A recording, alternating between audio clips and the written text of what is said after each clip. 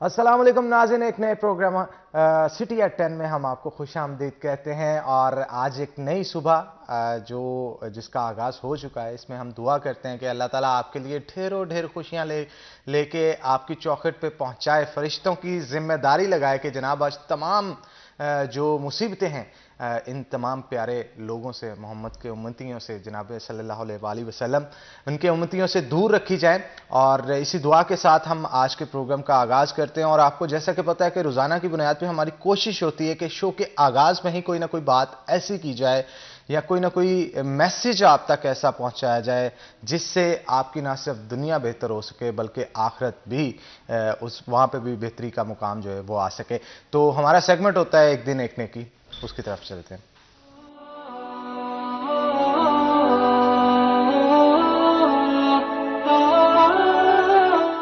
नहमदुहु व नुसल्ली अला रसूलिहिल करीम, अम्मा बाद, फ़अऊज़ु बिल्लाहि मिनश शैतानिर रजीम, बिस्मिल्लाहिर रहमानिर रहीम।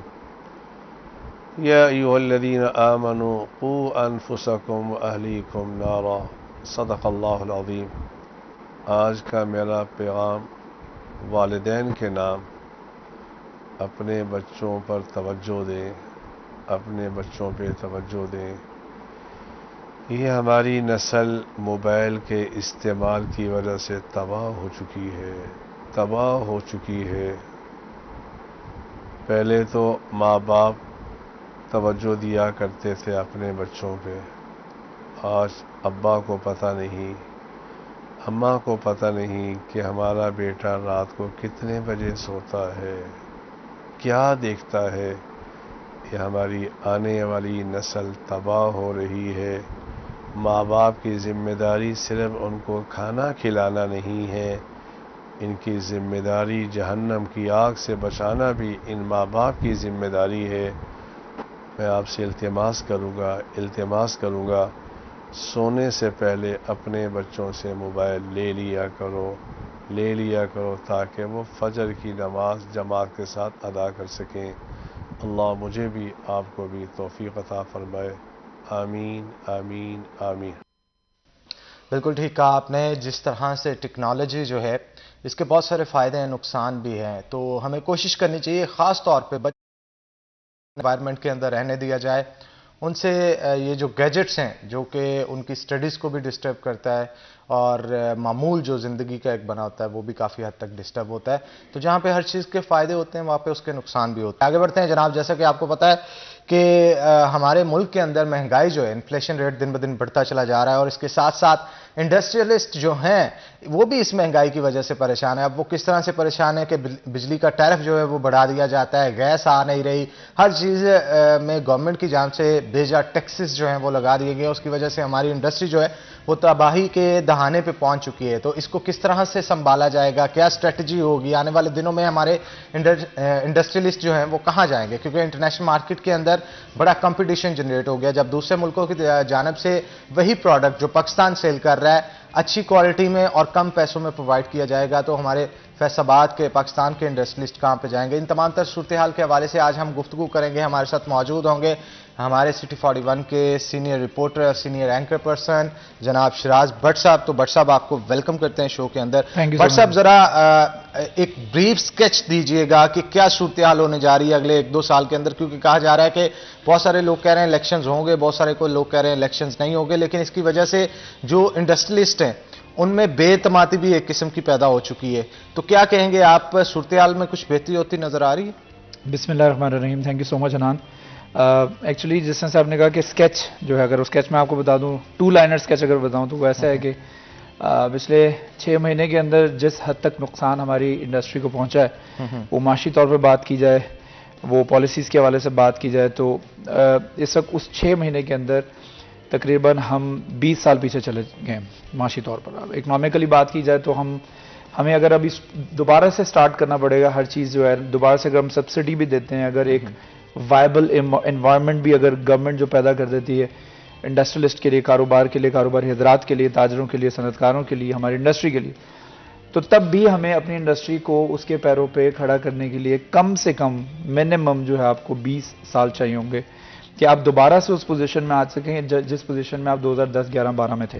बट साहब इतना लंबा गैप हो चुका है जस्ट बिकॉज आपकी जो चीज $1 में तैयार हो रही थी आज वो $12-13 में तैयार हो रही है, और you are not able to sell that product in the international market. क्यों? क्योंकि बांग्लादेश आपको वो 5 गुना सस्ती दे रहा है, आपका हमसाया मुल्क भारत आपको 5 गुना सस्ती दे रहा है, वहां पर 7.5 सेंट फी यूनिट बिजली है, हमारे यहाँ पर जो है वो 10 सेंट से भी क्रॉस कर चुकी है, इस पर 11-12 सेंट पे चली गई है, और गवर्नमेंट ने कहा है कि हम सब्सिडी वापस ले रहे हैं और टैरिफ चेंज होगा तो 12-13 से भी क्रॉस कर जाएगी। तो यानी कि हमें जो इंडस्ट्री को सब्सिडाइज्ड यूनिट दिया जा रहा था, सब्सिडाइज्ड गैस दी जा रही थी गैस और बिजली ही तो होते हैं जो कि बुनियादी रॉ मटेरियल होते हैं किसी भी इंडस्ट्री को चलाए रखने के लिए। अब गैस 113% महंगी की है इन्होंने कुछ दिन पहले, और बिजली का टैरिफ भी बढ़ा दिए। पहले बिजली जो थी इनको मिल रही थी, अगर पाकिस्तानी पाक रुपीस में बात करें तो 19.90 पैसे फी यूनिट के हिसाब से बिजली जो है वो इंडस्ट्रियलिस्ट को दी जा रही थी। अब वो बिजली जो है वो उसका टैरिफ जब खत्म कर दिया जाएगा तो 50-55 रुपए फी यूनिट बिजली मिलेगी, यानी जिसका 3-4 लाख रुपए, आसान अल्फाज में कहा, 3-4 लाख रुपए एक फैक्ट्री का बिल आता था, उसका 12-13 लाख रुपए, 14 लाख रुपए बिल आएगा। ये तो बड़ा झटका होगा, एक बहुत बड़ा झटका होगा। अब वो ये समझ लें कि बिजली का जो टैरिफ बढ़ाना है इसके रिजल्ट्स आएंगे आपको जाके जून-जुलाई में, क्योंकि आज टैरिफ खत्म किया है, अगले इंस्टेंटेनियसली यानी अगले महीने जाकर के ये अप्लाइड नहीं होता है। तो बट साहब ये सिर्फ और सिर्फ इंडस्ट्रियलिस्ट जो हैं उनके ऊपर ही लागू होगा या फिर इसके अलावा जो आम आवाम है? ये आम आवाम के लिए टैरिफ नहीं खत्म किया गया, ये इंडस्ट्रियल टैरिफ जो है वो खत्म किया गया, जिसको आप 0 रेटेड इंडस्ट्रीज का गिनते हैं कि जिसके लिए आप सब्सिडी देते हैं। और वो सब्सिडी क्यों देते हैं, 50 रेटेड क्यों कहा जाता है? ताकि ये वो इंडस्ट्री है जो नौकरियां पैदा कर रही है, ये वो इंडस्ट्री है जो रोजगार के मौके पैदा कर रही है और बड़े स्केल के ऊपर जॉब्स दे रही है, ये वो इंडस्ट्री जो कि मुल्क का रेवेन्यू जनरेट करके दे रही है। बैंकों के अंदर एलसीज खुलती हैं, बैंक्स काम करते हैं, टैक्सेस जमा होते हैं, हुकूमतें चलती हैं, तो ये इंडस्ट्री चलती है। तो इस वजह से हुकूमत जो है फिर इसको 50 रेटेड में काउंट करती है कि आप इतना कुछ कर रहे हैं हुकूमत के लिए, इतना कुछ कर रहे हैं कंट्री के लिए, तो हम आपको पे बैक ये करते हैं, आपके सेल्स टैक्स रिफंड्स टाइम पर देंगे, आपके DLTL टाइम पे देंगे, हम आपको 50 रेटेड कर देंगे, आपको सब्सिडाइज बिजली देंगे, सब्सिडाइज गैस देंगे। अब ये सारी चीजें जब मिलेंगे नहीं, इस वक्त सबसे बड़ा मुतालबा, सबसे बड़ी डिमांड जो इंडस्ट्री की और ताजरों की वो यही है कि हमें एज ए स्टेक होल्डर जो है वो रियासत का हिस्सा समझा जाए और कोई भी फैसला हमारे लिए करना है। अगर आप गवर्नमेंट में हैं और हम इंडस्ट्रियलिस्ट हैं, आप कोई पॉलिसी बना रहे हैं, मेरे लिए बना रहे हैं, मुझसे पूछे बगैर बनाएंगे तो फिर तो उसके कॉन्सिक्वेंसेस बुरे होंगे, उसके नेगेटिव नताइज होंगे। अगर आप मुझे एतमाद में लेके कोई पॉलिसी बनाते हैं कि यार मैं आपके लिए ये करने जा रहा हूं, तो वुड दैट बी पॉसिबल? क्या आप इसमें गुजारा कर लोगे? मैं कहूंगा मेरे से तो नहीं होता। वो होता है ऐसे है कि वो इंडस्ट्रियलिस्ट को बुलाते जरूर हैं, गुफ्तगू भी करते हैं, पास भी बिठाते हैं, लेकिन जब इंडस्ट्रियलिस्ट उठ के जाते हैं तो उससे बिल्कुल 90 डिग्री अलग करके फैसला कर देते हैं। उसके कॉन्सिक्वेंसेस क्या होते हैं, उसके भयानक नताइज होते हैं और फिर जाके के उसके नताइज भुगतने पड़ते हैं कि आपको जॉब्स ख़त्म होना शुरू हो जाती हैं।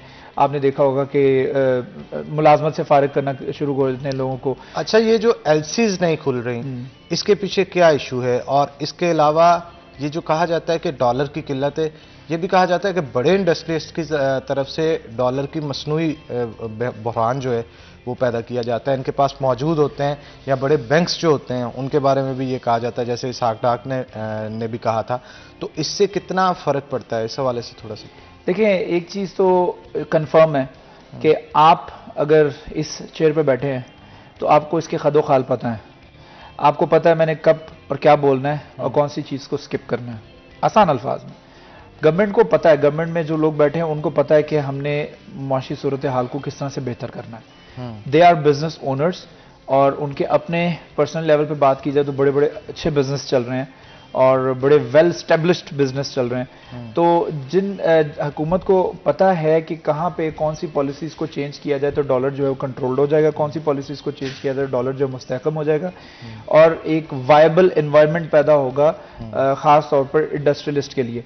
लेकिन उसके बावजूद अगर गवर्नमेंट नहीं कर रही है तो ये इसमें ऐसा लगता है जिस तरह से चैम्बर की तरफ से ये मौक़िफ़ इख्तियार किया गया कि एक मुनज़्ज़म साजिश के तहत एक मुनज़्ज़म तरीके से इंडस्ट्री को हमें महसूस हो रहा है जैसे गिराने की कोशिश की जा रही है, क्योंकि गवर्नमेंट को पता है ये फैसला मैं लूँगा आज तो उसका 2 महीने बाद कॉन्सिक्वेंसेस क्या होंगे। आपने कहा एलसी नहीं खुल रही, एलसी खुलने से ये होता है इंपोर्ट, हम इंपोर्ट बेस्ड कंट्री हैं, हमारी 70% we are based on the import. हमारा ये शर्ट तैयार होती है, कोट तैयार होता है, इसका बटन तक हम इंपोर्ट करते हैं, इसकी जिप तक हम इंपोर्ट करते हैं।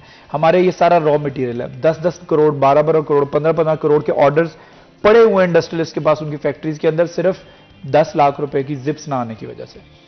वो 10 लाख की जिप्स कहां पड़ी हुई हैं? वो कंटेनर्स की शक्ल में, और सैकड़ों कंटेनर्स आज भी बंदरगाहों के ऊपर पड़े हुए हैं, वो बहाल नहीं हो रहे। और वो बहाल होंगे तो यहां से उनकी शिपमेंट्स जाना शुरू होंगी।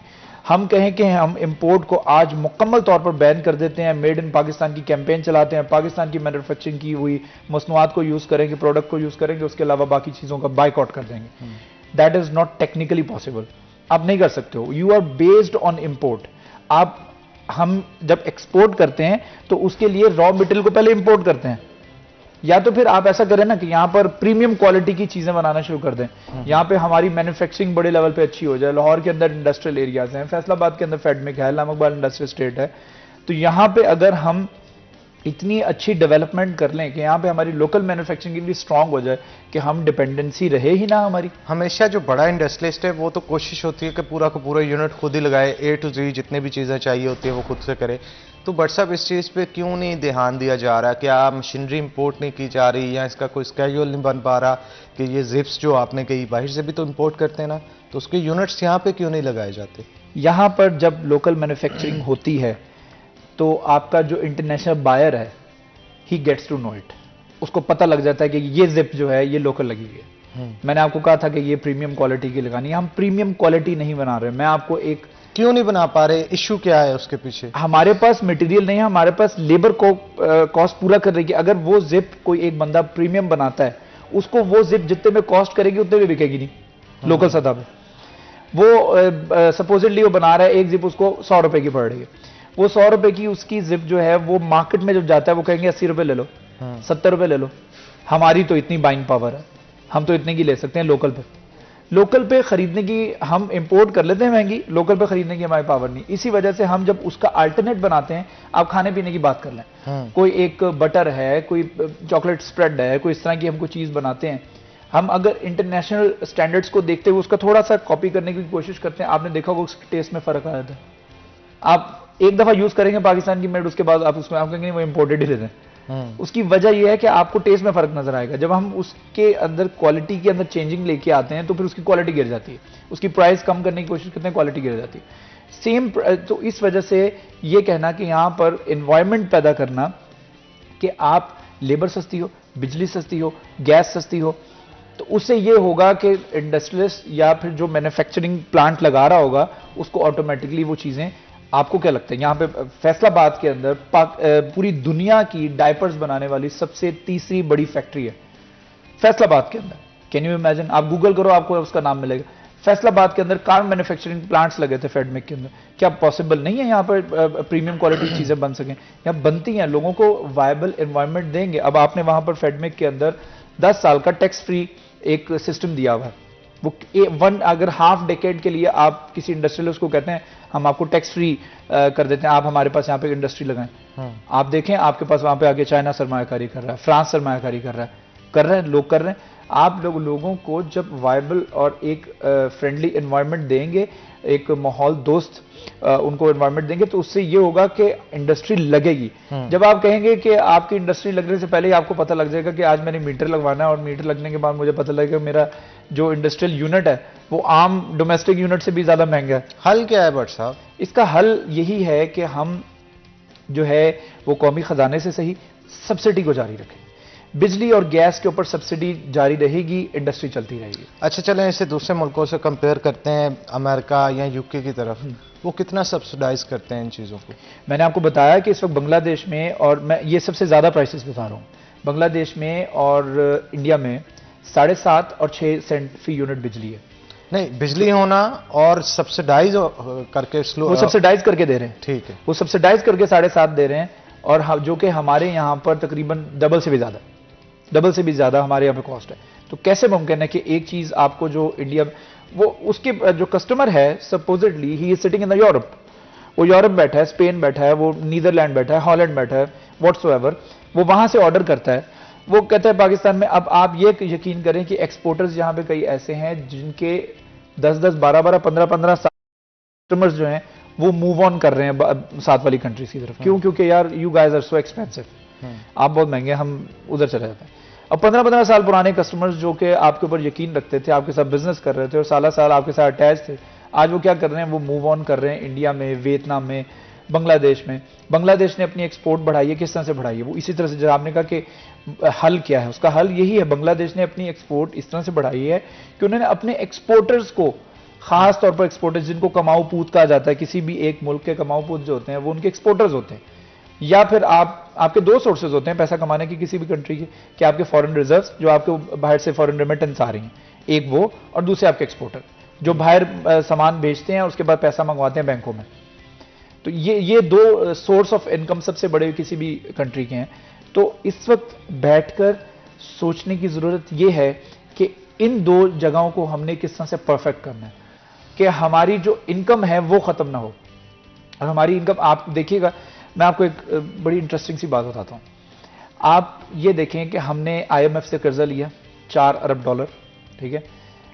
हमने एक्सपोर्टर्स को प्रॉब्लम में डाल के कर्जा लिए, हमने उनके लिए जो है वो माहौल बड़ा सख्त कर दिया और बड़े सख्त हालात में वो लोग अपना गुजारा कर रहे हैं। एक्सपोर्टर्स ये क्लेम करते हैं, इंडस्ट्रियलिस्ट ये क्लेम करता है कि आप हमें 6 महीने दें कर्जा लिए बगैर, हम आपको $4 अरब से ज्यादा रेवेन्यू जनरेट करके दे देंगे। बिल्कुल, ये अच्छी बात है, इसी को यहीं से कंटिन्यू करेंगे, लेकिन एक छोटी सी ब्रेक के बाद। तो नाज़रीन, यहाँ पे एक ब्रेक लेंगे, ब्रेक के बाद दोबारा हाजिर होते हैं। कहीं नहीं जाइएगा, हमारे साथ रहिएगा।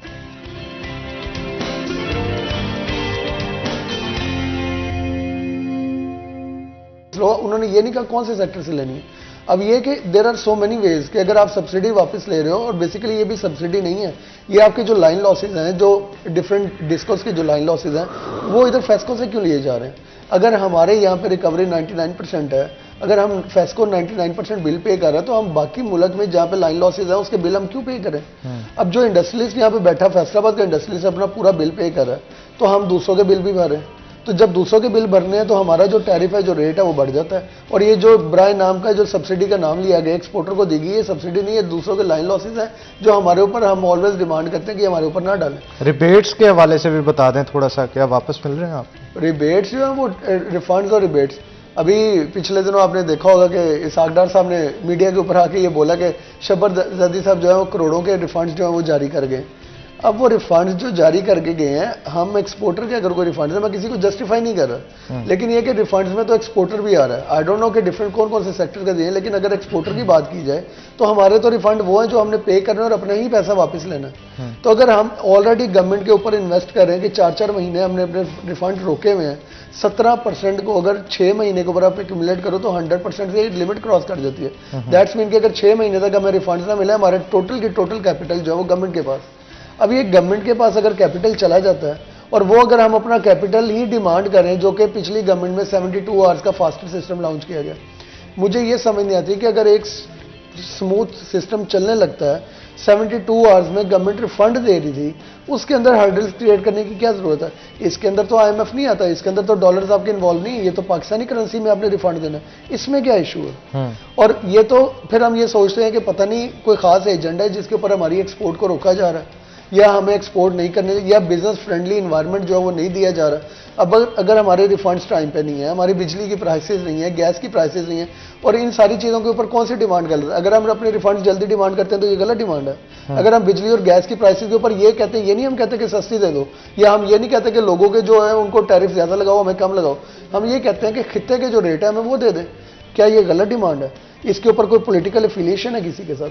ये पॉलिटिक्स से हट के हम इनसे डिमांड करते हैं कि हमें बिजनेस फ्रेंडली एनवायरनमेंट यहाँ पे दें, ताकि हम जाके एक्सपोर्ट के ऑर्डर ले सकें। सारे इश्यूज आपने बता दिए, अगर अब नहीं हल होते इसकी क्या स्ट्रेटेजी होगी? मैं तो ये कहूँगा कि हम जिहाद कर रहे हैं यहाँ पे, मुल्क को सर्वाइवल के लिए हम जाके जो जंग लड़ते हैं वहाँ पे इंटरनेशनली, कि एक तो ऑर्डर्स लेकर आ रहे हैं, अपने यहाँ पे जो मजदूर है उनको पाल रहे हैं। इस टाइम पे यकीन करें, मजदूरों की ये सिचुएशन है, कोई एक आम बंदा 25,000 रुपये में गुजारा करके मुझे दिखाए। हमने मिनिमम वेज को इंश्योर करना है, जो जिस बंदे को अनस्किल्ड वर्कर की 25,000 सैलरी है, उसको वो कैसे अपना बजट मेंटेन करेगा, वो कैसे बिजली के बिल पे करेगा, ये जितना इन्फ्लेशन का रेट हो गया वो कैसे सर्वाइवल करेगा। हमें उनके साथ अगर नहीं खड़े होंगे तो हमारे तो मजदूर जो हैं वो हमारे बाजू हैं। अगर वो हमारी फैक्ट्रियों में काम नहीं करेंगे तो हम कैसे करेंगे। अगर आप फैसलाबाद का क्राइम रेट चेक करें वो कहाँ पे चला गया, उसके पीछे रीज़न क्या है। ये जितनी फैक्ट्रियाँ 50 to 60% लेस वर्किंग कर रही हैं, ये सिर्फ उन्हीं की वजह से कि जब उनको आप रोज़गार नहीं दोगे तो उन्होंने क्या अपना पेट पालने के लिए, अपने बच्चों को पालने के लिए कोई ना कोई ऑल्टरनेट फेज निकालने हैं। तो गवर्नमेंट को ये बड़ा सीरियसली इसके ऊपर नोटिस लेना चाहिए।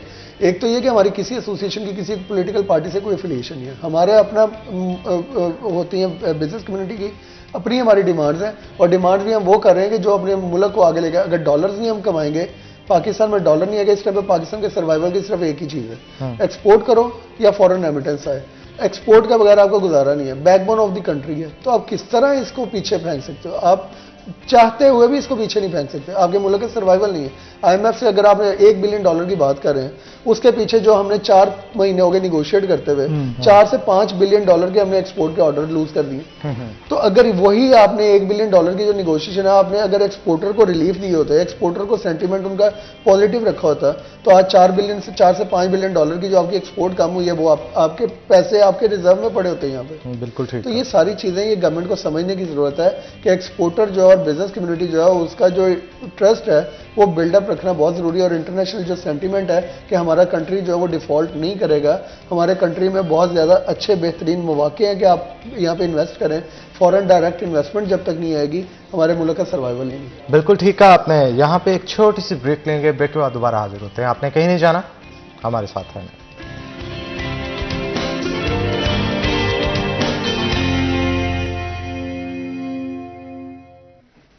वेलकम बैक नाज़रीन, ब्रेक के बाद खुश आमदीद। हमारे साथ शराज भट्ट मौजूद है, मजीद गुफ्तगू उनके साथ करते हैं। तो भट्ट साहब, अब कोई इंडस्ट्रियलिस्ट जो हैं उनकी तरफ से स्ट्रेटजी, मैं अगेन एंड अगेन स्ट्रेटजी के हवाले से पूछ रहा हूं, क्योंकि अगर नहीं होता तो इसका मतलब ये है कि चुपचाप बैठे रहेंगे, एक्सपोर्ट डिक्लाइन जाता जाएगा, तो एक वक्त अल्टीमेटली फिर ऐसा आ जाएगा कि इंडस्ट्री बंद हो जाएगी। अब इसके सर्वाइवल के लिए कुछ ना कुछ तो करना होगा। अगर गवर्नमेंट के एंड पे नहीं हो रहा तो इनको क्या करें ऐसा जिससे चीज़ों में बेहतरी आ सके। देखिए, जो एक आखिरी उम्मीद थी वो थी प्रेस कॉन्फ्रेंस, और एक नहीं 2 प्रेस कॉन्फ्रेंस अभी रिसेंटली कर चुके हैं, लेकिन स्टिल अभी भी एक प्रेस कॉन्फ्रेंस जो दूसरी वाली हुई है उसको भी 3 दिन हो चुके हैं, लेकिन अभी कोई भी जो इस्लामाबाद ऑफिस से या हुकूमत की तरफ से या कोई मिनिस्ट्री की तरफ से कोई कॉल नहीं आई है, कोई किसी किस्म का भी जो है वो मूवमेंट नहीं हो रही है। पहले होता था ऐसे कि एहतजाज की कॉल दी जाती थी, किसी 1-2 न्यूज़पेपर्स के अंदर या इलेक्ट्रॉनिक मीडिया के ऊपर ऐड चलवा दिया जाता था कि हम ये करने जा रहे हैं, हम प्रेस कॉन्फ्रेंस करने जा रहे हैं। प्रेस कॉन्फ्रेंस की खबर बहुत होती थी, और प्रेस कॉन्फ्रेंस करने से पहले ही गवर्नमेंट जो है वो अक्सर औकात ऐसा होता था कि कॉल कर लेती थी और निगोसिएशन के लिए जो है वो मुज़ाकरात के मेज़ पर बैठ जाते थे। लेकिन अब ऐसा हो गया है कि अब गुज़िश्ता 2 प्रेस कॉन्फ्रेंसेस हो चुकी हैं, दिस इज़ अलार्मिंग। मैंने अपने जर्नलिज्म के करियर में आज तक ऐसा नहीं देखा कि प्रेस कॉन्फ्रेंस भी हो गई और स्टिल कोई मूवमेंट नहीं हुई। This is for the first time I have seen with my own eyes कि प्रेस कॉन्फ्रेंस यहाँ पर हुई, और किसने की, जिसमें Faisalabad chamber of commerce industry, PHA में एबूमा, सारी एसोसिएशन शामिल थी, पावर लूम्स भी शामिल थी, उसको लीड कर रही थी एबूमा, और उनकी जानिब से बाकायदा तौर पर 2 डिमांड्स पिछली प्रेस कॉन्फ्रेंस में रखी गई थी। एक ये थी कि जो वज़ीर ख़जाना हैं वो इस्तीफ़ा दें, कॉमर्स मिनिस्टर इस्तीफ़ा दें, और उसके साथ साथ जो दूसरी डिमांड थी वो ये थी कि हमारे साथ नेगोशिएशन टेबल पे बैठें और सुने हमें, हमारी डिमांड्स को पूरा करना दैट इज़ अनदर थिंग, हमें सुन लिया जाए। लेकिन अब जिस तरह से काशिफ ज़िया साहब ने बताया कि इसहाक डार साहब से मुलाकात करना पिछली गवर्नमेंट में भी, जब वो लास्ट टाइम भी वो गवर्नमेंट में थे तब भी खासा मुश्किल होता था, और इंडस्ट्रियलिस्ट को सिर्फ इतना वक्त दिया जाता था कि मैं इस वक्त लिफ्ट में हूँ और लिफ्ट से 1st फ्लोर से मैं 5वें फ्लोर तक जा रहा हूँ, तो 5वें फ्लोर तक तुम्हारे पास टाइम है कि जो बात करनी है तो यू कैन टॉक, तो उसके बाद मेरे पास टाइम नहीं होगा because I will be busy in the meeting. तो इतना वक्त सिर्फ इंडस्ट्रियलिस्ट को मिलता था, और ये ऑन रिकॉर्ड है, फैसलाबाद के इंडस्ट्रियलिस्ट यहाँ से गए थे।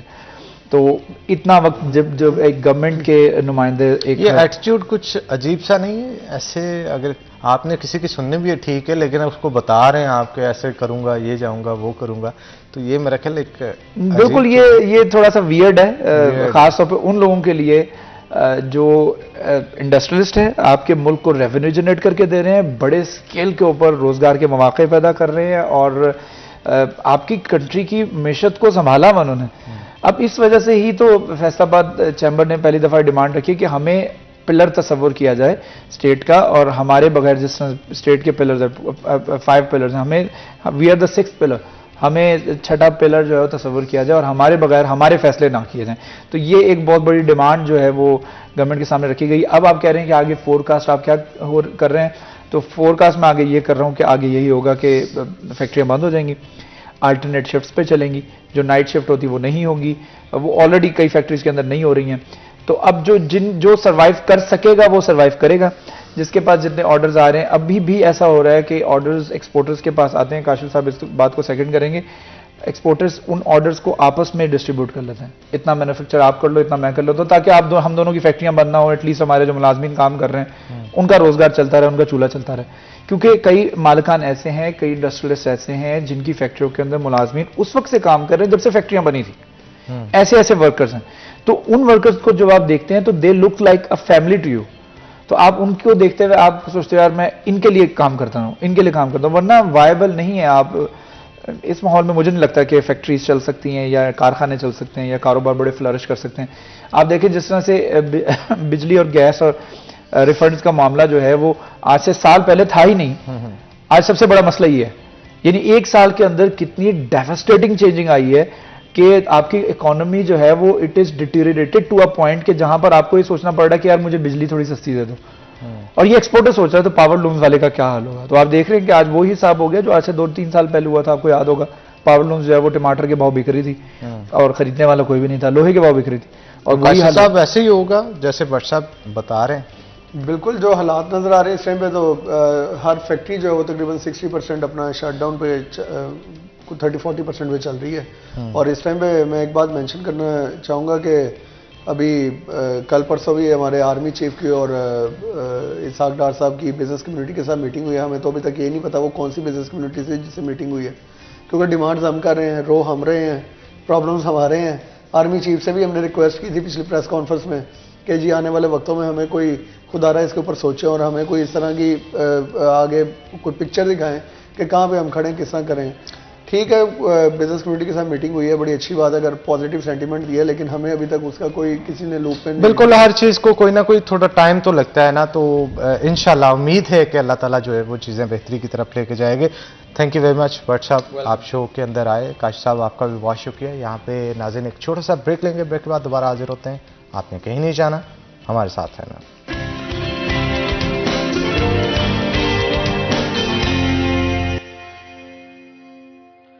वेलकम बैक नाज़रीन, ब्रेक के बाद खुश आमदीद। ब्रेक के बाद हमें कुछ नए मेहमानों ने ज्वाइन किया है, तो मैं आपका तारुफ जो है उनके साथ करवाता चलो। हमारे साथ शाहिद राय साहब मौजूद हैं जो कि एम्बेसडर हैं स्पोर्ट्स के साउथ सूडान नेशनल ओलंपिक्स में कमेटी में, तो आपको जो है वो हम वेलकम करते हैं। और उसके साथ साथ हमारे साथ शुजा एहसान हमारे फैसलाबाद के बड़े फेमस सिंगर हैं और all over the Pakistan perform कर रहे हैं, और अब शो के बाद भी लाहौर जा रहे हैं, वहाँ पे भी परफॉर्म करना है। शुजा आपको भी वेलकम करते हैं हम शो के अंदर।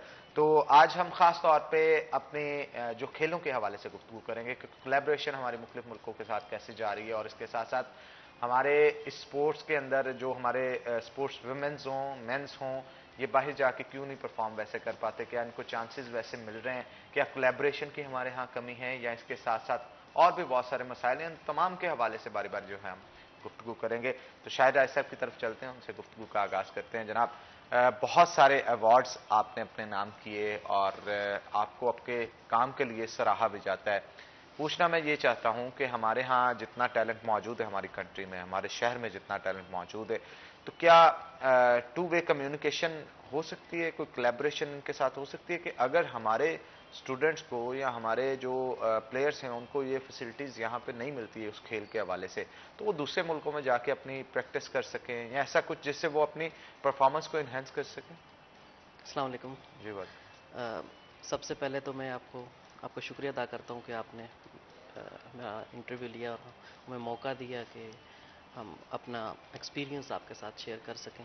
मुझे South Sudan National Olympic Committee और मिनिस्ट्री ऑफ स्पोर्ट्स ने 2018 में as a sports ambassador appoint किया, और मैं उनके साथ कई ममालिक में उनके नेशनल ओलंपिक के थ्रू मैं कई ममालिक में विज़िट किया है मैंने, उनको ऑफिशियल मीटिंग अटेंड की है मैंने। और स्पोर्ट्स के हवाले से जो है मैं कुछ डिस्कस करना चाहूँगा आपके साथ। अवार्ड की बात की तो 2022 में south Sudan National Olympic committee ने रिकमेंड किया और प्रेसिडेंट ऑफ साउथ सुडान ने मुझे एज ए उनका सिविल अवार्ड जो है ऑर्डर ऑफ मेरिट वो दिया मेरी स्पोर्ट्स की जो खिदमात है वहाँ पे। दूसरा आपका सवाल है कि हमारे जो पाकिस्तानी हैं बाहर जाके, यहाँ उनको मौके नहीं मिलते तो बाहर जाके वो अच्छा परफॉर्म कर सकते हैं, ये है ना आपका सवाल? जी जी जी। बिल्कुल पाकिस्तान में ऐसा ही है।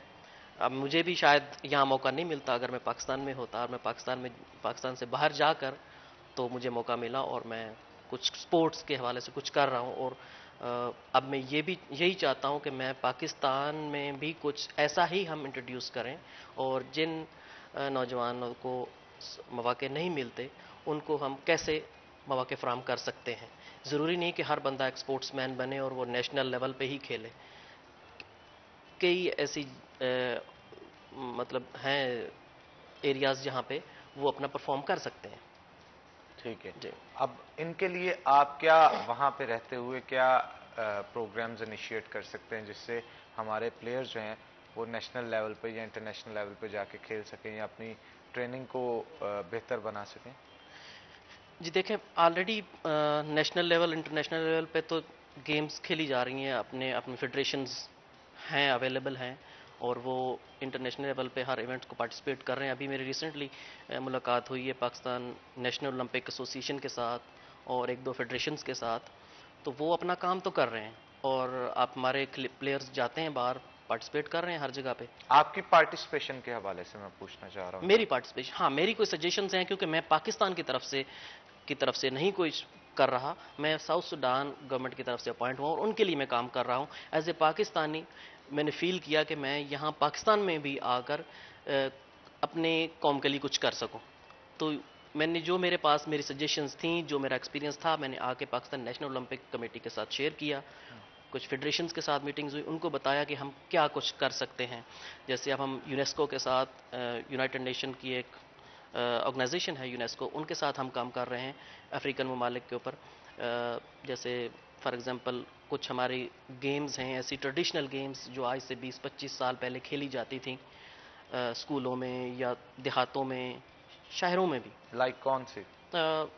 देखें, अब हम पंजाबी में बता सकते हैं, वो बॉल फेंकते थे, टीपू गोल या टीपू गोल ऐसी, गरम। या गुल्ली हॉकी डंडा खेलना। हो गया, हॉकी स्पेशली हमारी देखो कितनी बड़ी गेम थी जिसके हम वर्ल्ड चैंपियन रहे हैं। आज जहां भी गुजरते हैं 2-3 हमारे शहर के अंदर स्टेडियम पड़े जो वीरान पड़े हुए हैं, हॉकी बिल्कुल ख़त्म हो चुकी है।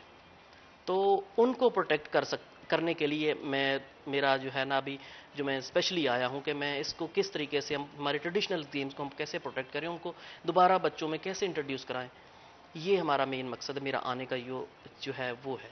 आप किसी तरह कोलैबोरेशन नहीं इनकी करवा सकते?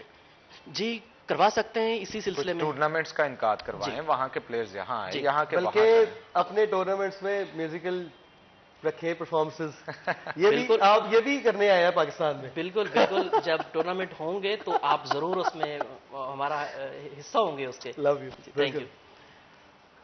जी, हम अगर दो ममालिक जैसे साउथ सुडान के बारे में मैंने आके इनसे डिस्कस किया, बिल्कुल पाकिस्तान नेशनल ओलंपिक एसोसिएशन ने वेलकम किया और उन्होंने कहा जी बिल्कुल हम आपके मुल्क के साथ खेलों को फ़रोग देना चाहते हैं, हम अपनी टीमें भेजेंगे वहाँ पे और उनकी टीम्स को भी यहाँ इनवाइट करेंगे। वहाँ की कौन कौन सी ऐसे खेले हैं जो बहुत मकबूल है वहाँ पे, जिनके साथ अगर हम चाहें कि पाकिस्तानी प्लेयर्स का मुकाबला करवाएं, कौन सी ऐसी खेलें जो बहुत पसंद की जाती हैं वहाँ पे? सबसे ज़्यादा तो फुटबॉल खेला जाता है और हमने कोशिश की है कि हम कोई फ्रेंडली गेम करवा सकें दोनों ममालिक में, अगर कि उनकी टीम और यहाँ। इस चीज़ की ज़रूरत भी है, हमारे यहाँ फुटबॉल को उतनी तरजीह नहीं दी जाती यही जितनी मसला है। क्रिकेट को होती है। तो अगर हम ये काम करते हैं तो इससे हमें नए प्लेयर्स जो मर्जिंग प्लेयर्स हैं वो सामने लाने का ऐसा मौका ही है, मिलेगा।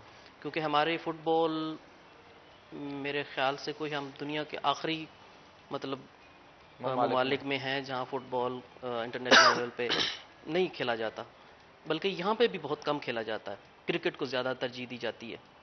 फुटबॉल के अलावा कौन कौन से खेल हैं? फुटबॉल के अलावा हैंडबॉल, बास्केटबॉल, वॉलीबॉल, बॉक्सिंग, बहुत सारे और भी खेल खेले जाते हैं वहाँ पे। ज्यादा खेले जाते जी। हैं वैसे यहाँ पे। तो Wrestling। आपने अभी तक कोई कोशिश की कि इन दोनों की कोलैबोरेशन हो जाए किसी तरह? जी, मैं पिछले 3 साल से हम कोशिश कर रहे हैं। अनफॉर्चुनेटली कुछ अभी मेरे साथ उनके मिनिस्टर ऑफ स्पोर्ट्स और प्रेसिडेंट नेशनल ओलंपिक कमेटी और सेक्रेटरी जनरल और कुछ फेडरेशन के प्रेसिडेंट 3 आने साल वाले में थे। कोई एक मुकाबला हुआ? नहीं, अभी तक नहीं हो सका।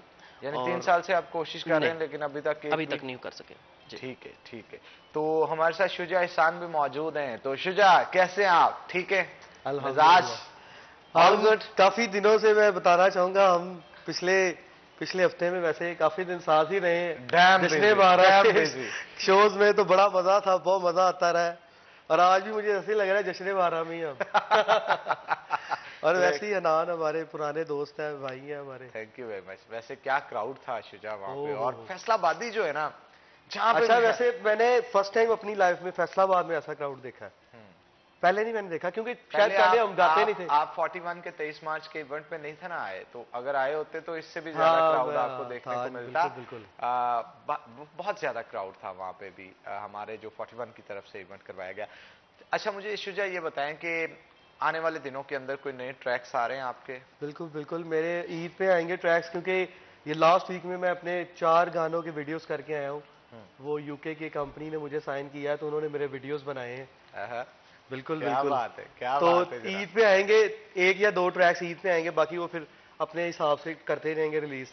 वीडियोस मैं कर रहा था उनके पिछले वीक में, तो अब देखें। बाकी कुछ जो पाकिस्तान के हवाले से मैं काम करना चाह रहा हूँ, वो आपको पता है जरा फोक चलता है यहाँ पे ज्यादा, पंजाबी सराइकी, जिसमें से हमें पैसे अच्छे मिलते हैं। तो ऑब्वियसली हम पैसों के लिए काम करते हैं। अरे ये कौन सा आर्टिस्ट है? आर्टिस्ट तो बिना पैसों के भी काम करता है। आर्टिस्ट अपने फन को जिंदा रखने के लिए काम करता है। शुजा, आर्टिस्टों का मोराल ना डाउन करे ऐसी बात यार करके। ना आपको मेरी बात सुने ना, हाँ। आप देखें मेरी बात सुने, वो आपकी बात बिल्कुल ठीक है, हम अपने फन से ही सारा कुछ करते हैं। मगर सीन ये है ना कि भाई वो जो कह लें कि घर के अखराजात है, हाँ, वो आर्टिस्ट के मोराल जो होते हैं ना। लेकिन शुजा भाई ने हमें एक बहुत बड़ी फेवर दी है।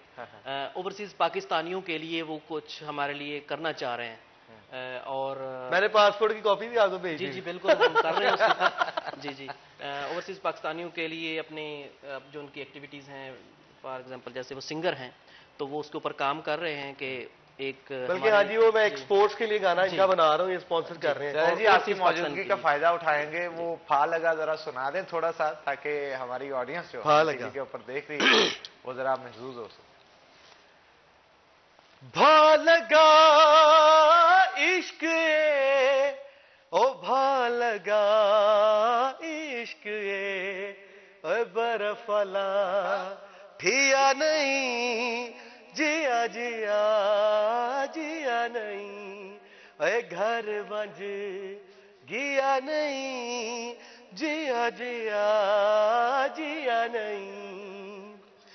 दिल किथे देवने, ओए दिल किथे देवने, ओए तेरे कोल पिया नहीं, जिया जिया जिया नहीं, ओए घर बंज गिया नहीं, जिया जिया जिया जिया। असा तुसा हो दिया, ओए असा तुसा हो दिया, ओए दिल सुनी शिया नहीं, जिया जिया जिया नहीं, ओए घर बंज गिया नहीं, जिया जिया जिया नहीं। क्या बात है जनाब, क्या बात है, बहुत खूब। अच्छा शुजा, ये बड़ी ठेठ पंजाबी है, ये सराइकी है, सराइकी। हाँ, तो ये जब इसका मैंने इसका जरा वर्डिंग के हवाले से मुझे थोड़ा सा बताइए। यार ये हनान, जब मैंने ना रिकॉर्ड किया ना, तब मुझे भी नहीं पता था इसका। यार ये सही बात है, मैंने गा दिया। फिर उसके बाद मुझे ये वर्ड दिए किसने आपको? ये एक सराइकी के शायर है, मुझे दिए नहीं है, मैंने कह लें कि पिक ऐसी किए हैं। चोरी कर ली है। चोरी कर ली है। मतलब चोरी क्या होता है आर्टिस्ट के, चलो हर चोरी चीज़ के artist सामान लिए- के हवाले से थोड़ा सा बताएं कि ये एक जहीर बारवी साहब हैं, उनका ये उन्होंने शायरी की है, सराइकी के शायर है, बहुत अच्छे। घर वंज गिया नहीं, क्योंकि इसके जिया बाद जिया जिया ये नहीं। बड़ा पॉपुलर हुआ था। पॉपुलर जी, जी, होने के बिल्कुल, बाद बिल्कुल। जिशान रोखड़ी ने गाया, बहुत मलकू सारे ने लोगों ने, गाया, सुजैन आपने मूसा गाया। खेलवी, मतलब बहुत सारे सिंगर्स ने असल में ये गाना ना सकलैन की आवाज में हुआ था हिट, मगर रिकॉर्ड मैंने कर लिया पहले, क्योंकि मेरा मैनेजर थोड़ा तेज था, उसने रिकॉर्ड मेरा जल्दी करवा दिया। तो हनान भाई मुझे इसका पता नहीं था मतलब का।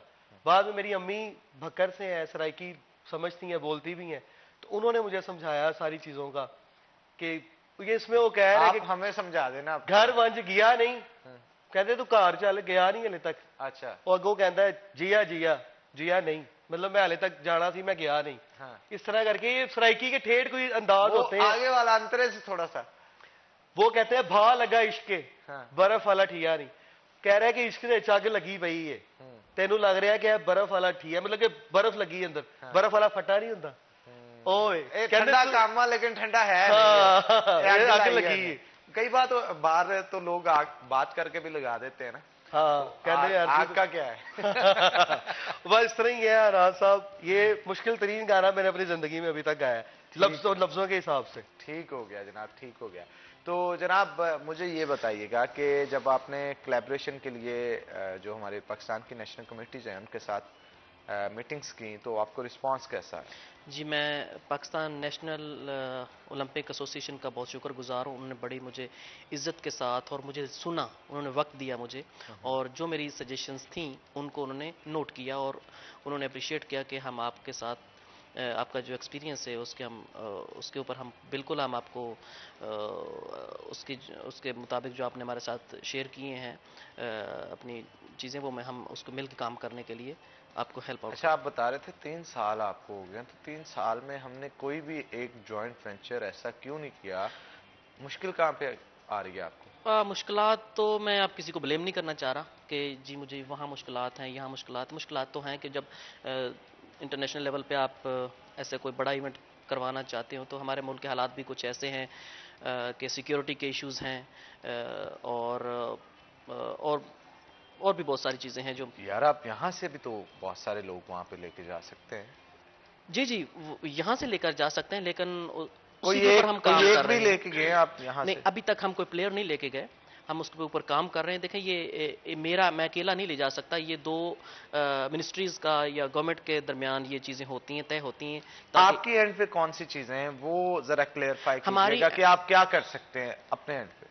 हम अपने एंड पे हमने ओलंपिक कमेटी को सजेस्ट किया है और उन्होंने एक्सेप्ट भी किया है कि हम फ्रेंडली गेम्स दो ममालिक के दरमियान करवा सकते हैं। देखो साउथ सुडान ठीक है, वो youngest आज nation in the तक world- 3 सालों में एक बार भी हुई कोई गेम? नहीं, अभी तक नहीं हुई, और अभी क्योंकि हम पहले ऑफिशियल विजिट जब तक नहीं हो जाते, मतलब दोनों मालिक के ऑफिशियल्स स्पोर्ट्स के रिलेटेड जितने भी हैं, मतलब वो आए और यही पहले तो जनाब मैं पूछना चाह रहा हूँ कि अब तक ऑफिशियल विजिट एक भी 3 साल में नहीं हुआ, आखिर क्यों? अभी वजह क्या है? वजह रिस्पॉन्स नहीं मिलता यहाँ से रिस्पांस नहीं मिलता? यहाँ से रिस्पॉन्स नहीं मिलता। तो यहाँ से रिस्पांस किस जगह से नहीं मिल पाता? अब देखें, हमारी पाकिस्तान एम्बेसी ने हमने उनको कचहरी है यहाँ पे, जो बोलेंगे सुना जाएगा।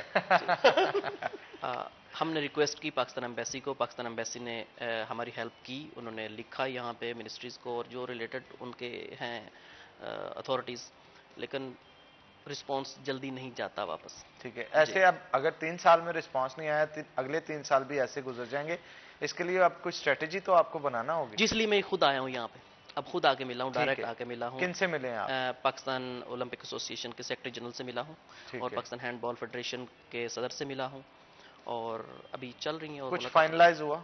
जी जी, अभी हमारे जो साउथ सुडान के ऑफिशियल्स जो नेशनल ओलंपिक कमेटी और कुछ फेडरेशंस के प्रेसिडेंट और मिनिस्टर ऑफ स्पोर्ट्स शायद सितंबर में वो विजिट करें, सितंबर में सूडान विजिट करेंगे, पाकिस्तान विजिट करेंगे। पाकिस्तान विजिट करेंगे। चलें इस पे मजीद भी गुफ्तगू करते हैं, लेकिन एक छोटी सी ब्रेक के बाद। तो नाज़रीन, एक ब्रेक के बाद दोबारा हाजिर होते हैं, कहीं नहीं जाना, हमारे साथ रहना है आपने।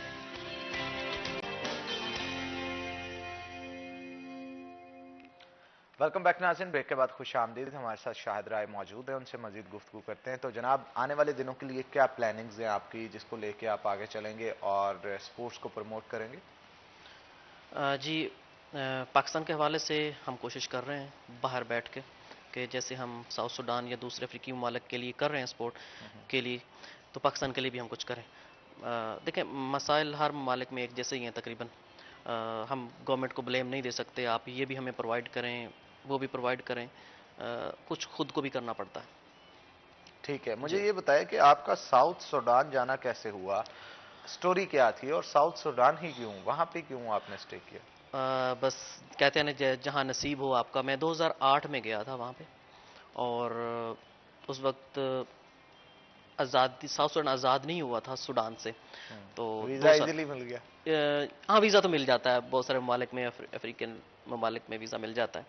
तो उस वक्त मार्केट अच्छी थी बिज़नेस के हवाले से, और अ, तो शायद उसी वजह से कि बिज़नेस ठीक था तो हम रुक गए वहाँ पे। ठीक है, तो जी। किस तरह से इस कमेटी के अंदर आना हुआ आपका, स्पोर्ट्स की तरफ कैसे? जी हाँ, 2011 में साउथ सूडान आज़ाद हुआ था, और उसके बाद 2016 में हम उन फाउंडर मेंबर्स में से हैं कि हमने south Sudan national Olympic committee जो हमने बनाई थी। एक कोरियन हमारे दोस्त थे, और मैं एज ए पाकिस्तानी और कुछ साउथ सूडानीज़ को हमने मिलाया, और गवर्नमेंट से हमने अप्रूवल लिया और उनको सपोर्ट किया। तो सपोर्ट करते करते आज हम उनकी फेडरेशंस को भी सपोर्ट कर रहे हैं, और उनके नेशनल ओलंपिक कमेटी को भी कर रहे हैं। उनके जो बाहर जितने विजिट होते हैं उनको हम वो करते हैं, फंड भी देते हैं हमारे ऑर्गेनाइजेशन की तरफ से। हमारी एक ऑर्गेनाइजेशन भी है अभी, हम यूनेस्को के साथ और आईसीएम कोरिया एक ऑर्गेनाइजेशन, उनके साथ मिलके हम जो है ना एक हमने ऑर्गेनाइजेशन बनाई है स्पोर्ट्स के हवाले से। ठीक है, और आप आउट ऑफ द कंट्री जाके भी आप बहुत सारे लोगों को सपोर्ट फाइनेंशियली कर सकते हैं, इसका मतलब? फाइनेंशियली हम डायरेक्ट फाइनेंस तो नहीं करते, हम मटेरियल उनको प्रोवाइड करते हैं। ठीक है, जैसे सपोज यहाँ पे बहुत सारी विमेन्स ऐसी हैं जो प्लेयर्स हैं, उनको सामान की अगर कमी है किसी जी किस्म की, तो कर सकते हैं आप जी, उसके वो लिए? कर सकते हैं। तो उसके लिए आपने शहर फैसलाबाद में किसी स्पोर्ट्स कमेटी के साथ मीटिंग की? क्योंकि जैसे आपने हैंडबॉल, जेवलिन थ्रो और इस तरह की बहुत सारी चीज़ें हैं, बच्चों को काफ़ी बॉक्सिंग ग्लव्स हैं, बहुत सारी ऐसे खेलें हैं जिनके लिए चीज़ों की कमी है, तो आप उनके लिए मेरा ख्याल मसले राह बन सकते हैं। बिल्कुल ऐसा ही मेरा प्लान है, क्योंकि मेरे पास टाइम कम था, और बस 2-3 मीटिंग्स हुई हैं। अ, तो आपके तवज्जुह से हम इनसे भी मिलना चाहेंगे, बिल्कुल मिलेंगे, और अगर हमारी बात उन तक पहुंच रही है तो हमसे रब्ता कर सकते हैं, आपके जनाब पास हमारा क्यों नहीं, कॉन्टैक्ट। हम जी आपकी मीटिंग करवाएंगे, बिल्कुल। आप जितनी मीटिंग्स कहेंगे। जी आप ओवरऑल थोड़ा सा बताइएगा ना कि कितना सपोर्ट आप कर सकते हैं, कितना नहीं कर सकते। यहाँ पे तो ऐसे ऐसे प्लेयर्स आपको देंगे जो नेशनल इंटरनेशनल लेवल पे जाके खेल सकते हैं, ऐसा ही लेकिन है, सहूलियत ना होने की वजह से उनको बहुत सारे मसाइल का शिकार रहते हैं। ऐसा ही है। ठीक है, तो अगर आप जैसे साइकिलिंग एक बड़ी अच्छी स्पोर्ट है, इसके लिए आप साइकिल देखें, कितने बच्चों के पास है जो कि साइकिल्स है ही नहीं। वो क्या करते हैं कि अगर पूरे डिपार्टमेंट के पास 2 या 3 साइकिल्स हैं और चलाने वाले 30 अफराद हैं, तो बारी बारी वो टाइम फिक्स करते हैं कि किस टाइम पे आके उन्होंने चलाना है। अब साइकिल की कीमत भी, उनके पास जो साइकिल होता है उसके 2.5 से 6 लाख रुपया उसकी कीमत होती है। तो अगर आप इन मामलात के अंदर आप सपोर्ट कर सकते हैं, तो बहुत सारे ऐसे लोग हैं जिनके साथ हम आपको मुलाकात करवा सकते बिल्कुल हैं। आप बिल्कुल, उनके लिए एक बेहतरीन काम कर सकते हैं, और हम वो अपनी आपको ऑर्गेनाइजेशन के प्लेटफॉर्म से उनको सपोर्ट कर सकते हैं। जी, जी आप अगर सपोर्ट करते हैं तो उससे देखें ना, आप एक भी प्लेयर, ज्यादा नहीं, हजारों की तादाद में से एक भी प्लेयर ऐसा निकाल लेना जो जी ओलंपिक्स में जाके परफॉर्म कर सकता हो और मुल्क पाकिस्तान का नाम जो है वो रोशन कर सकता हो। आप यहाँ पे जैसे रनिंग के हवाले से आप बात कर रहे थे, रनिंग के हवाले से ट्रैक्स तो मौजूद हैं लेकिन उनकी हालत बड़ी ख़राब है। अगर आप उनको रिपेयर करवाने के लिए या किसी तरह के इस तरह के मामलात के लिए आप सपोर्ट कर सकते हैं, तो मेरा ख्याल है बहुत अच्छा होगा उनके लिए। ये ट्रैक रिपेयरिंग या स्टेडियम या ऐसी फैसिलिटीज गवर्नमेंट का काम है, और इनमें हम इन्वॉल्व नहीं होते। साइकिलिंग, जी बॉक्सिंग। हाँ, हम डायरेक्ट स्पोर्ट मटेरियल हम दे सकते हैं कि जिस मटेरियल को वो यूज़ करके अपनी प्रैक्टिस कर सकें और परफॉर्म कर सकते हैं, लेकिन ग्राउंड या ग्राउंड वगैरह हर वो हम चीज नहीं। अवेलेबल है। जी जी देखना, आप साइकिलिंग हाँ, के लिए ग्राउंड ग्राउंड नहीं अवेलेबल भी है हैं तो तो वो कनाल एक्सप्रेस वे पे चले जाती हैं जी हमारी खवातीन जो हैं वो जी साइकिलिंग के लिए। तो इस तरह के मामलात में अगर आप सपोर्ट कर सकते हैं बिल्कुल हम तो करते हैं, यही हमारा काम है, हम जो बेसिकली ठीक कर है। रहे हैं। अब तक किस किस जगह पे और कितना सपोर्ट कर चुके हैं आप? हम साउथ सूडान देखें, साउथ सूडान वार अफेक्टेड जोन था, तो वहाँ पे इस चीज़ की बहुत शिद्दत के साथ, मतलब इसको वो हमने वो उसको ऊपर काम प्रमोट किया? प्रमोट किया, क्योंकि कबीलों की लड़ाइयों के अंदर हमने स्पोर्ट्स को जब इंट्रोड्यूस किया तो यूएन ने हमें सपोर्ट किया, यूनाइटेड नेशन ने, और बहुत सारी इंटरनेशनल ऑर्गेनाइजेशन हमारे साथ मिली। क्या फंड्स दे रहे हैं आपको? हमें देखो, हमारी ऑर्गेनाइजेशन वो हम एक बजट बनाते हैं और हमें ये इस एरिया में इतने फुटबॉल्स चाहिए, इतने बास्केटबॉल चाहिए, नेट बॉल चाहिए, इतने यूनिफॉर्म चाहिए, वो हम बना के उनको देते हैं। या आप फैसलाबाद के लिए इस तरह का कोई काम कर सकते हैं कि कोई एक बजट बना के जो है उन तक पहुंचाया जाए? किया जा सकता है, ऑफिशियल्स के साथ बैठ के उनके उनके साथ डिस्कस किया जा सकता है और ठीक हम है, कर सकते आपको कौन कौन से ऑफिशियल्स चाहिए बताएं, हम अरेंज करवा के देंगे आपको। फैसलाबाद लेवल के कौन से ऑफिशियल्स चाहिए, मैं आपकी मीटिंग करवाता हूं उनके हैं। साथ। इस पे बाद में बात की जा सकती है, मैं स्पेशली उस पे आप बैठ के बात कर लूँगा आपसे। ठीक है, जी, चलें, वी आर ठीक है, इंटरेस्टेड। ये अगर हो जाए तो जी, बहुत बेहतरीन हो जाएगा और बहुत बिल्कुल हम। सारे लोग ऐसे मिल जाएंगे आपको जिससे जी, आप जो स्पोर्ट्स को जो डिजर्विंग है। जी। बिल्कुल बिल्कुल डिजर्विंग है। देखिए, बहुत हम सारे लोग इस काम करना चाहते हैं लेकिन उनको मौका नहीं मिलता। अब देखें ना, आप मटेरियल की बात कर रहे हैं, जैसे साइकिल्स प्रोवाइड जी, करते हैं, तो एथलीट को ग़िज़ा की भी बहुत ज़रूरत जी, होती है, एग्जैक्टली। एक प्रॉपर बिल्कुल। डाइट की। तो मेरा ख्याल है वो साइकिल से या किसी भी चीज़ से ज़्यादा इंपॉर्टेंट होती है। जब तक वो खुद फिट नहीं होगा वो अच्छा परफॉर्म भी नहीं ऐसा कर ही। पाएगा। तो इस तरह की चीज़ों के लिए अगर आप सपोर्ट कर सकते हैं, आपको जॉन से जैसे भी लोग कमेटी के किस तरह के भी फैसलाबाद से चाहिए, आप मुझे बता सकते हैं। और जो जो स्पोर्ट्स में आप हेल्प आउट कर सकते हैं, आप उनकी लिस्ट मुझे दें। उन फेडरेशंस के जो प्रेसिडेंट्स हैं हाँ, आपके वो साथ रिलेटेड मुलाकात लोगों के करवाते साथ हैं, हम आपके कर उनको सकते हैं। क्लब्स के अंदर लेके जाते हैं। आप जितने भी स्टूडेंट्स को कर सकते हुए वो लाजमी तौर पे बताइए, क्योंकि यहाँ पे आने का आपका मकसद भी यही है कि हमारे जो शहर फैसलाबाद के जी, खास तौर पे स्पोर्ट्स मैन वुमेन्स है उनको प्रमोट किया जा सके, उनको मौका मिले हैं, वो आगे बढ़ सकें। ठीक है, जी। तो आप हमारे साथ वादा करते हैं फिर क्या? बिल्कुल, बिल्कुल हम तैयार हैं और आपको शायद इस चीज़ का इल्म भी हो कि पाकिस्तान में सबसे ज़्यादा फैसलाबाद अपने स्पोर्ट्स मैन वुमेन्स जो खिलाड़ी हैं उन्होंने फैसलाबाद ही चलें, ज़्यादा एक काम प्रोड्यूस करता करते है। हैं, एक बड़ा अच्छा सजेशन मैं आपको जी, देने जा रहा हूं। अगर इसके ऊपर काम हो जाए तो मेरा ख्याल है एक नई ईंट रखेंगे आप साउथ सूडान की तरफ, एक स्पोर्ट की। जी, क्या वहां पे कबड्डी प्रमोट की जा रही है? जी, वहाँ पे है उनकी ट्रेडिशनल गेम है जिसको नूबी के नाम से वो कबड्डी, जैसे हमारा कबड्डी होती है, लोकल इसको रेसलिंग, लोकल रेसलिंग ठीक है, में। वो लोकल होगी। जी, स्पेशली कबड्डी का खेल वहां पे परफॉर्म किया जाता है? किया जो जाता मट्टी के ग्राउंड में ही है। जी, होता जी, मट्टी के मट्टी ग्राउंड में, सेम इसी तरह जैसे ऐसे हमारे ऐसे ही होता है। वहां पे उनको कौन सिखाता है? उनके लोकल्स हैं। तो क्यों ना अगर हम आपको वर्ल्ड चैंपियन दे दें, वो उनको जाके वहां पे सिखाएं। बिल्कुल किया जा सकता तो है। ये किया जा जी, सकता है। जी, जी, क्योंकि पाकिस्तान में से मोस्टली जो प्लेयर्स हैं कबड्डी 80 के वो से फैसलाबाद 90% जो प्लेयर्स हैं वो फैसलाबाद से उनका ताल्लुक ऐसा ही है। मैं वही बताना चाह रहा था। हाँ, अगर यहाँ के प्लेयर्स को आप वहां पे लेके जाते हैं, उनको फाइनेंशियली अगर सपोर्ट किया जाता है, एज अ कोच वहां पे जाके महीना महीना जी, ट्रेनिंग दे के वापस आए, तो अगर वो आपके मुल्क की जो वहां पे सूडान है, स्वीडन है, वहां की अगर वो कबड्डी टीम ही पूरी बना दें जो कि नेशनल चैंपियनशिप में हिस्सा लिया करे, वहां पे तो बड़े कलीगे जवान भी हैं। बिल्कुल तो बिल्कुल। मेरा ख्याल है ये आप लोगों के लिए एक बड़ा बेहतरीन मौका होगा। जी, मेरी मीटिंग हुई है नेशनल ओलंपिक कमेटी के साथ, तो उनके साथ डिस्कस हुआ है कि वो आने वाले प्रोग्राम्स में, मतलब उनके आते रहते हैं प्रोग्राम। कबड्डी के हवाले से किससे डिस्कस हुआ आप? कबड्डी के हवाले से तो नहीं ऐसा कोई। तो सर यही तो मैं कह रहा हूँ ना, एक नई चीज आपको जी, दे रहे हैं। अगर आप इसमें नाम बनाएंगे तो मेरा ख्याल है आपके उधर से भी आपको बड़ी अप्रिसिएशन मिलेगी, यहाँ से बहुत सारे जो प्लेयर्स हैं उनको भी नया मौका मिलेगा। इस पर मजीद गुफ्तगू करेंगे, लेकिन एक छोटे से ब्रेक के बाद ब्रेक लेते हैं, दोबारा आएंगे, कहीं नहीं जाना, हमारे साथ रहना है आपको।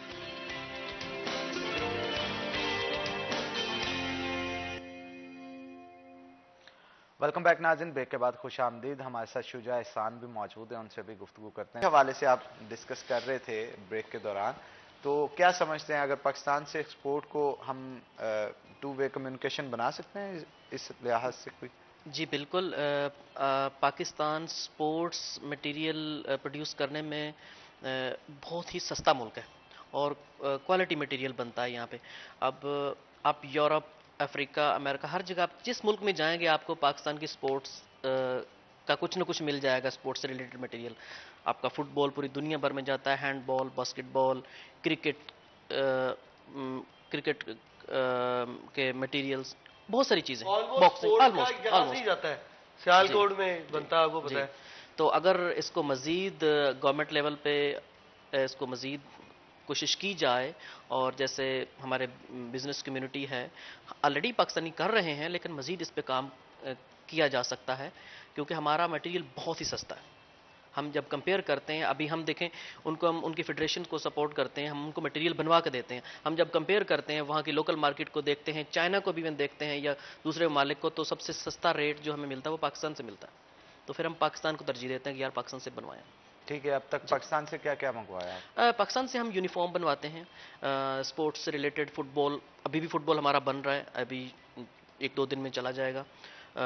फुटबॉल, हैंडबॉल और ये 3-4 गेम्स के ऊपर अभी तो हम काम कर रहे हैं जी। ठीक है, तो इन फ्यूचर क्या प्लानिंग्स है अब आपकी फैसलाबाद को स्पेसिफिकली लेके? जी बिल्कुल, फैसलाबाद हमारा शहर है, हमारा डिवीज़न है। हम बेसिकली तो मैं शोरकोट कैंट से हूँ, लेकिन हम फैसलाबाद डिवीज़न के अंदर आते हैं।